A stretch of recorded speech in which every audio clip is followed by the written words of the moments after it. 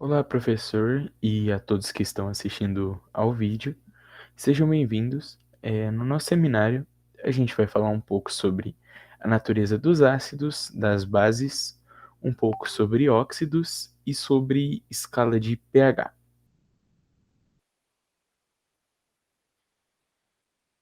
Bom, a primeira coisa que a gente tem que colocar em pauta é o porquê estudar ácidos e bases. Bom, primeiro,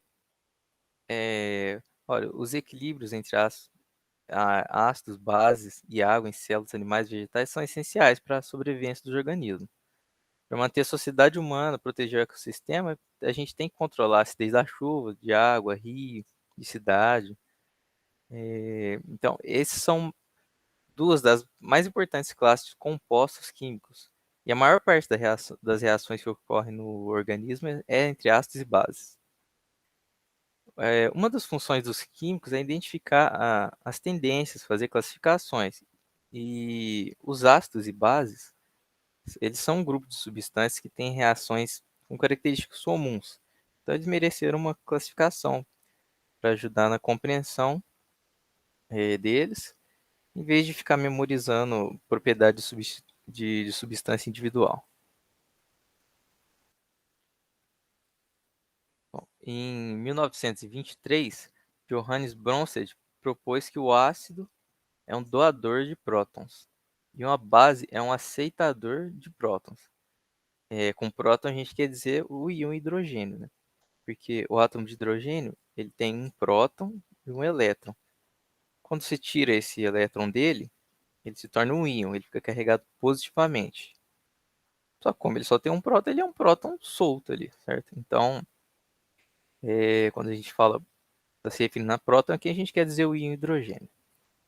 Uma coisa interessante também é que Thomas Lowry propôs também, independentemente as mesmas definições do Bronsted. Isso é legal porque lembra um pouco a invenção do cálculo, que Newton criou o cálculo, mas Leibniz também criou separadamente. Cada um com a sua notação, mas a ideia é a mesma. Então, segundo Bronsted, o que é um ácido? É uma espécie que contém um átomo de hidrogênio ácido, um átomo que pode ser transferido na forma do núcleo. Para ser mais preciso mesmo, a gente tem que falar que essa é a definição de ácido e base de Bronsted. Então, a gente pode chamar eh, esse tipo de ácido de Bronsted e esse tipo de base de Bronsted. Para uma substância agir como ácido, ela precisa ter uma base que aceite o próton. Então, a substância ela não vai liberar esse próton, esse íon de hidrogênio positivo, é, sem mais nem menos. Ela precisa ter a base que vai capturar esse próton para ela. Por exemplo, o cloreto de hidrogênio, o HCl. Ele é um ácido de Bronsted. Esse hidrogênio que ele tem, quando ele reage com água, que nesse caso a água vai agir como uma base, tem hora que ela age como ácido. Nesse caso, ela vai agir como uma base. Ele é dissolvido e aí cada molécula do HCl vai transferir imediatamente o seu íon hidrogênio para uma molécula de H2O. E essa molécula está agindo como base nesse caso. Aí nesse processo a gente fala que a molécula de HCl ficou desprotonada. Ela perdeu o próton dela, o hidrogênio. Esse íon H3O a gente chama ele de hidrônio. Tem um outro exemplo também que é o HCN, que em reação com água ele também vai doar os seus íons hidrogênio, vai sobrar só o Cn-. Porém, só uma parte das moléculas de HCN vão doar os seus hidrogênios. Aí, na verdade, a gente poderia escrever isso não como uma reação direta, igual ao do HCl, mas como um equilíbrio. Que a gente pode pensar que esses íons do HCN, os íons hidrogênio, estão trocando entre a água e entre o CN, estão trocando incessantemente. Só que a concentração de CN- e de H3O+, o hidrônio, é sempre constante. Bom, agora vamos falar sobre ácidos fortes e fracos. Na reação do HCl em água, como eu falei, praticamente todas as moléculas vão doar os seus prótons para a água. Por isso, o HCl é classificado como um ácido forte. Porém, na reação do HCN, só algumas moléculas vão doar os seus hidrogênios. E vai ficar aquela troca até alcançar um equilíbrio e vai ter uma concentração constante ali, mas grande parte de HCN vai continuar ali como HCN. Então, o HCN é considerado um ácido fraco. Então, em resumo, um ácido forte, ele vai ficar completamente desprotonado em solução. Então, na solução, ele vai perder todos os íons de hidrogênio dele. E um ácido fraco vai ficar só parcialmente desprotonado, que é o caso do HCN. Alguns vão doar os seus íons, outros não. Só que a gente tem que pensar que isso depende do solvente, depende da base. Um ácido pode ser forte numa solução e fraco em outra. No caso, a maioria das reações em laboratório e em seres vivos, em organismos vivos mesmo, acontece em água. Então, geralmente a gente nem fala qual que é. A gente fala que o ácido é forte, já subentende que é em água. Então, o que é uma base de Bronsted? A base de Bronsted, ela tem um par de elétrons livres que o próton pode se ligar. Um exemplo de base de Bronsted é o O2-. Em reação com água, ele vai roubar os prótons da água, formando o 2OH. Outro exemplo é o óxido de cálcio. Esse oxigênio do óxido de cálcio, cada molécula de óxido de cálcio vai roubar um hidrogênio da água. E esse oxigênio é muito forte, o campo elétrico dele é muito forte, então ele vai roubar e vai ficar para ele mesmo, vai formar o hidróxido de cálcio. Já no caso da amônia, o NH3, ela vai ficar só parcialmente protonada em solução. Então, ó, protonada é o que a gente diz quando a base rouba o próton. Quando ela recebe o próton, ela fica protonada, ao contrário do ácido que fica desprotonado. Então, a amônia, o campo elétrico do nitrogênio não é tão forte quanto o do oxigênio. Então, ele vai roubar, só algumas moléculas vão roubar esse hidrogênio, esse próton. Então, só algumas vão se tornar o NH4, que é o amônio. Então, a gente fala que ele fica a amônia fica parcialmente protonada em solução.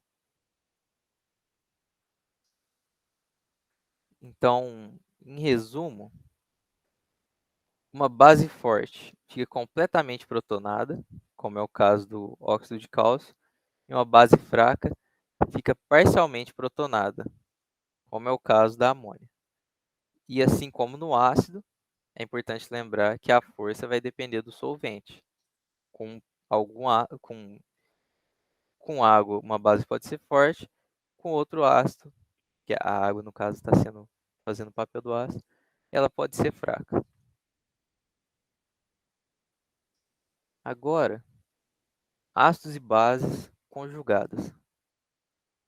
Um ácido, por exemplo, o HCN, ele vai doar o seu próton em solução e vai sobrar o CN-.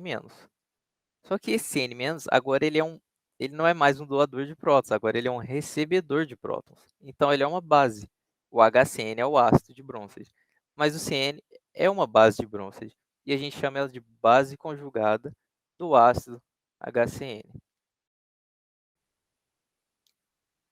Agora, os ácidos e bases de Lewis. Então a gente falou de Bronsted. Só lembrando mais uma vez, os ácidos de Bronsted são doadores de prótons e as bases de Bronsted são recebedores de prótons. Então, os conceitos de ácido e base, eles são mais amplos que a simples transferência de prótons. Então, Lewis propôs a seguinte definição. Ele falou que um ácido é um aceitador de par de elétrons. Agora, o ácido é um aceitador de par de elétrons, não é mais um doador de prótons. E uma base é um doador de par de elétrons. Então, dá para confundir um pouco. porque agora quem era o doador virou o aceitador. Só que mudou quem é. Agora a gente está falando do par de elétrons, não do próton. Essa definição ela é um pouco mais complicada, mas ela é bem mais geral que a definição de Bronsted. Então, quando uma base de Lewis doa um par de elétrons a um ácido de Lewis, eles vão compartilhar esse par com uma ligação covalente coordenada. Um próton H+, o hidrogênio, ele é um aceitador de par de elétrons. Então, só o próton ele é um aceitador de par de elétrons, isso faz dele um ácido de Lewis. Então, um ácido de Lewis, um ácido de Bronsted, é um fornecedor de um ácido de Lewis particular, o íon H, um próton. Como a gente viu nos ácidos de Bronsted, todos eles vão doar esse Hzinho. Então, a gente pode falar que todos os ácidos de Bronsted são doadores, fornecedores de ácidos de Lewis particulares. Na verdade, um em particular, o hidrogênio, porque agora a definição de Lewis ela fica bem mais abrangente. Em ambas as teorias, né, a espécie que aceita o próton é chamada de base. Mas no caso do ácido, Lewis fala que o próton é um ácido e o Bronsted fala que a substância que doa o próton é o ácido. Mas no caso das bases, todas as bases de Bronsted são também de Lewis. Só que nem todas as bases de Lewis são de Bronsted. Um exemplo de base de Lewis é o monóxido de carbono. O monóxido de carbono ele vai reagir com o metal, o nióbio. Então, agora a gente tem a definição diferente que permite essa reação do dióxido com o metal ser caracterizado como uma reação de um ácido e base, certo? Antes a gente não conseguia isso, porque aí não tem a transferência de um próton, tem só o compartilhamento de um par de elétrons. Muitos óxidos de não metais, eles são ácidos de Lewis. Em água eles vão formar um ácido de Bronsted, como exemplo do famoso dióxido de carbono. Ele é um ácido de Lewis, e em água ele vai formar o H2CO3, que é um ácido de Bronsted, um doador de prótons. Então, o que acontece com o CO2 em água? Esse carbono ele vai querer compartilhar do par de elétrons do oxigênio. E um dos hidrogênios da água vai querer compartilhar do par de elétrons de um oxigênio do CO2. Com essa junção vai formar o H2CO3, que é um ácido de Bronsted. Então, em resumo, resumindo tudo, o ácido de Bronsted é qualquer doador de próton, doa um próton, é um ácido de Bronsted. Essa é a definição. Uma base de Bronsted é qualquer aceitador de prótons. Então, se recebe um próton, pode falar que é uma base de Bronsted. Um ácido de Lewis é qualquer aceitador de par de elétrons, como exemplo, o hidrogênio positivo, que inclusive é uma coisa que você recebe do ácido de Bronsted. Na verdade, o ácido de Bronsted doa um hidrogênio positivo. E a base de Lewis é qualquer doador de par de elétrons.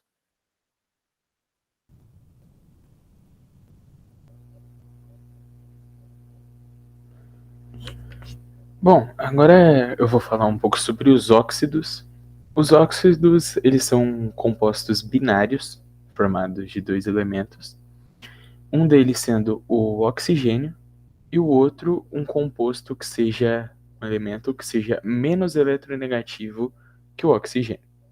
Então, a única exceção que a gente vai ter vai ser o flúor, que quando ligado a um oxigênio ele vai formar os fluoretos, mas não vem ao caso. Os compostos óxidos eles vão ser classificados quanto às suas reações com água, bases e ácidos. E eu vou falar um pouco sobre as classificações. Para começar, eu vou falar do óxido ácido, que eles também são conhecidos como anidridos, porque eles podem ser obtidos pela desidratação, tirar a água de um ácido. Eles vão ser formados por oxigênio e um ametal, e eles vão ter um caráter covalente. O que dá um óxido ácido vai ser a reação de um óxido ácido e água. Isso vai formar sempre um ácido, que nem a gente pode ver ali no exemplo, o SO3, que é o óxido sulfúrico, mais água, vai resultar no H2SO4, que é o ácido sulfúrico. Já quando os óxidos ácidos reagem com uma base, eles vão neutralizar essa base e vai formar sal e água. Dentre os exemplos mais conhecidos, mais falados de óxidos ácidos, a gente pode citar o CO2, que é o gás carbônico, o dióxido de carbono, aliás, que a gente vai ver no fermento, na fotossíntese, respiração solar, efeito estufa, várias outras coisas. O SO2 e o SO3, que estão presentes aí na chuva ácida, o NO2 e o N2O4. Depois disso, a gente vai ter os óxidos básicos, que eles são basicamente o contrário dos óxidos ácidos. Eles vão ser formados por um oxigênio e um metal, e por causa dessa diferença de eletronegatividade entre o oxigênio e o metal, esses compostos vão ter um caráter iônico, vão ter uma ligação iônica entre eles. Quando os óxidos básicos reagem com água, vão formar uma base, e quando eles reagirem com ácidos, eles vão neutralizar esse ácido e formar sal e água.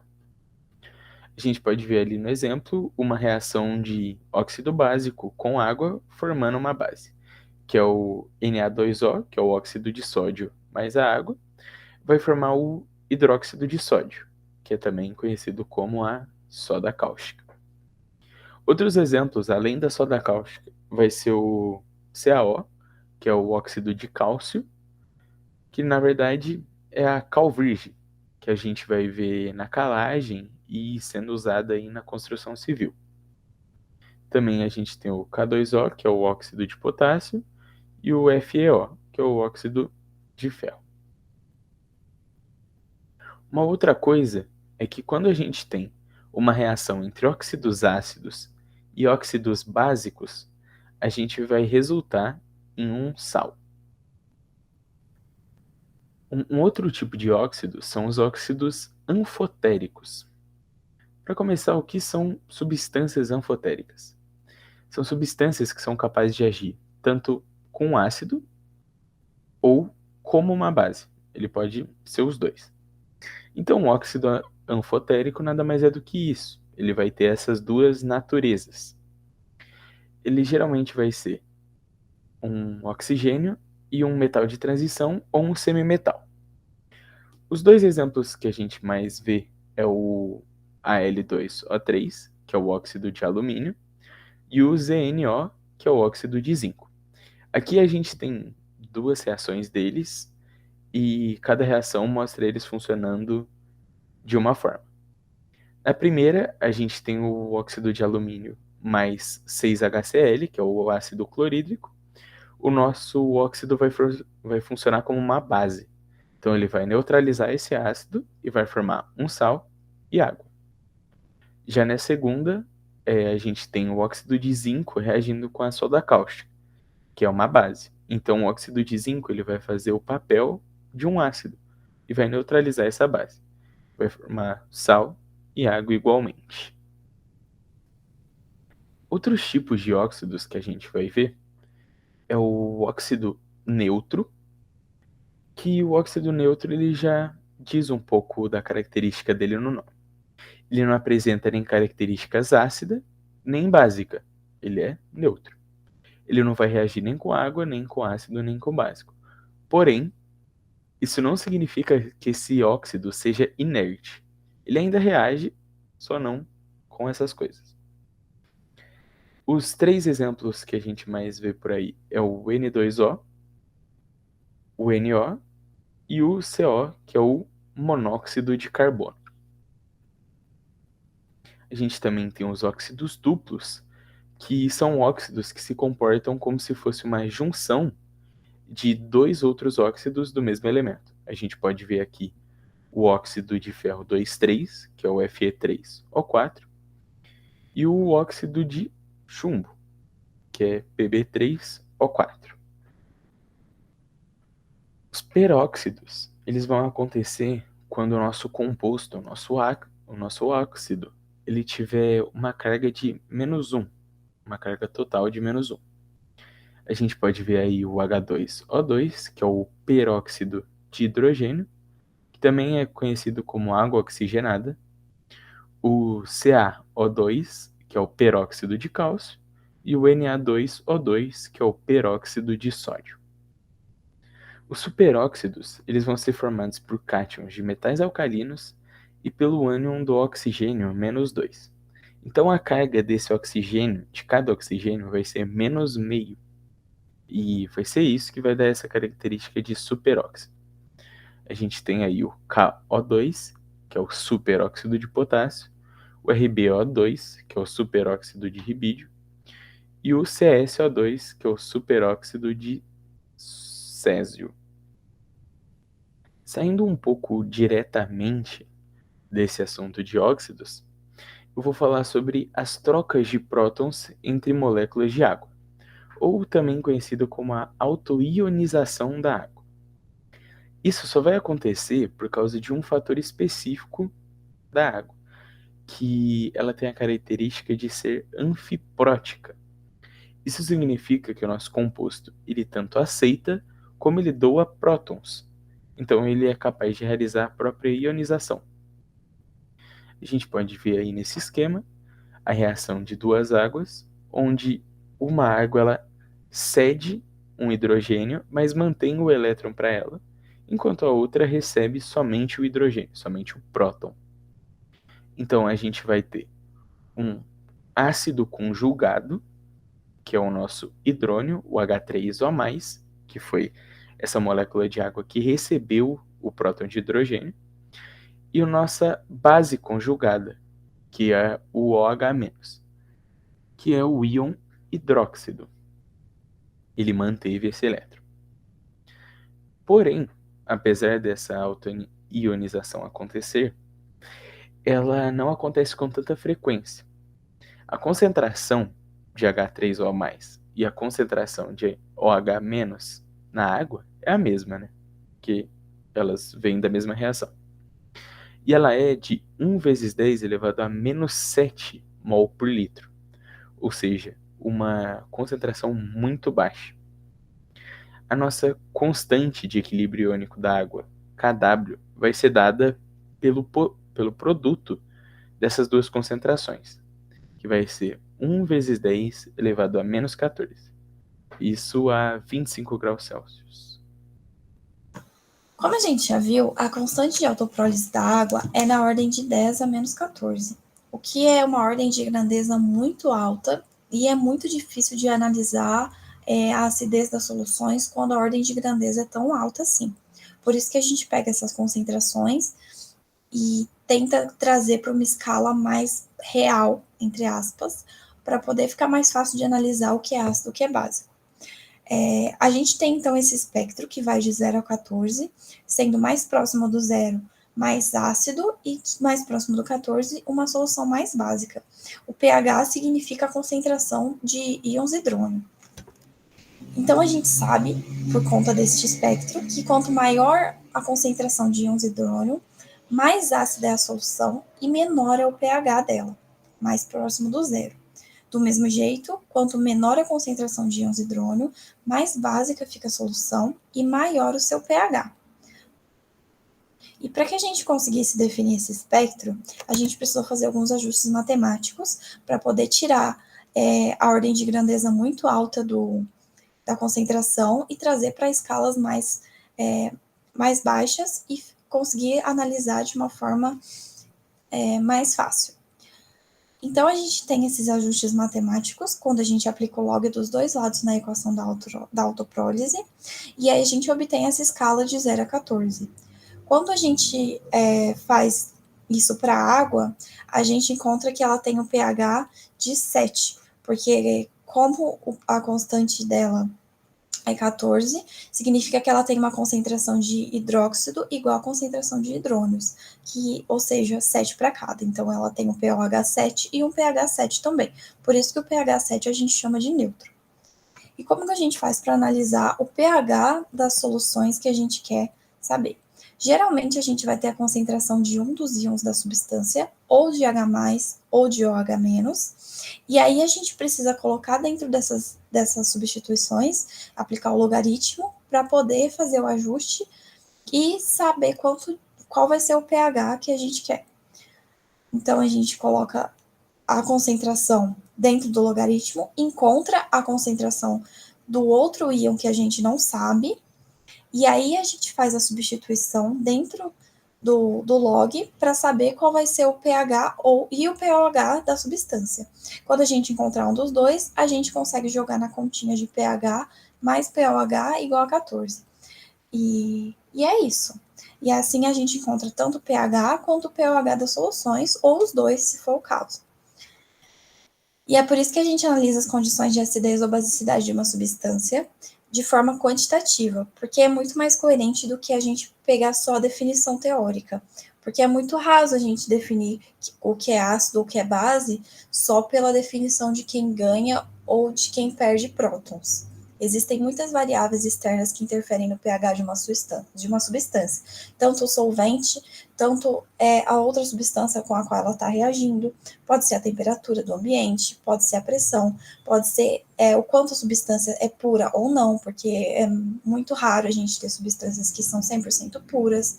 Enfim, existem muitas variáveis que interferem no pH da solução, por isso a análise quantitativa ajuda muito e é muito mais coerente.